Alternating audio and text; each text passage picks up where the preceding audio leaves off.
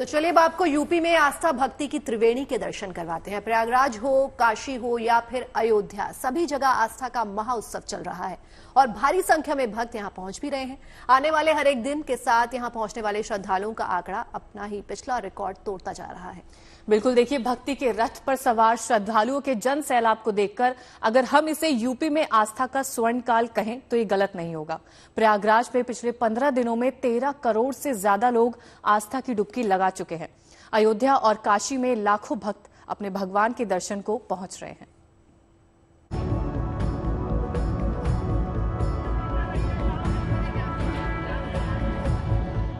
महाकुंभ के दूसरे अमृत स्नान की मेजबानी के लिए प्रयागराज तैयार है।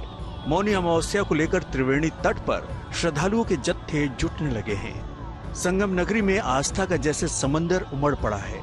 ठीक वैसी ही कुछ तस्वीरें राम नगरी अयोध्या और बाबा भोलेनाथ की नगरी काशी में भी नजर आ रहा है। कुंभ स्नान के बाद श्रद्धालुओं के जत्थे अयोध्या और काशी पहुंच रहे हैं। त्रिवेणी तट पर कल महाकुंभ का दूसरा अमृत स्नान होना है। इसमें करीब 10 करोड़ श्रद्धालुओं के पहुंचने का अनुमान है। संगम नगरी की ओर आने वाली हर सड़क पर सिर्फ लोगों के जत्थे नजर आ रहे हैं। संख्या जब इतनी बड़ी हो तो व्यवस्थाएं भी उतनी ही व्यापक करनी पड़ती हैं। प्रयागराज से अयोध्या की दूरी महज 182 किलोमीटर है। महाकुंभ में देश ही नहीं दुनिया भर के श्रद्धालु पहुंच रहे हैं।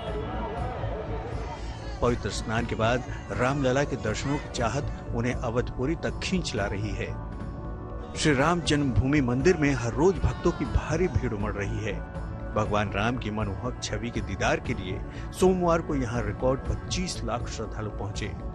अयोध्या की सड़कों का नजारा कुछ ऐसा है, जहां तक नजर पहुंचे वहां तक सिर्फ राम भक्त ही नजर आ रहे हैं। श्रद्धालुओं को यहाँ कोई असुविधा न हो, इसको लेकर प्रशासन भी सतर्क है। भीड़ का निश्चित तौर पर श्रद्धालुओं की भारी संख्या में लोग आ रहे हैं और सभी व्यवस्थाएं बहुत अच्छी तरह से चल रही हैं और अभी भी सभी जगह सुव्यवस्थित है। हाँ, अलबत्ता भीड़ है तो भीड़ होने के नाते कुछ रेगुलेशंस स्टैब्लिश किए गए, सभी जगह सुचारू रूप से कार्य। लाखों की संख्या में भीड़ है, जिसका अनुमान हम लोग लगा करके अलग से बताएं। अयोध्या के बाद बात अगर काशी की करें तो बाबा भोलेनाथ की नगरी भी संगम नगरी से ज्यादा दूर नहीं है। प्रयागराज से करीब 135 किलोमीटर दूर वाराणसी में भी श्रद्धा का ज्वार उमड़ पड़ा है। बनारस की गलियों में हो रही भीड़ सावन और शिवरात्रि के आंकड़ों को भी पार कर रही है।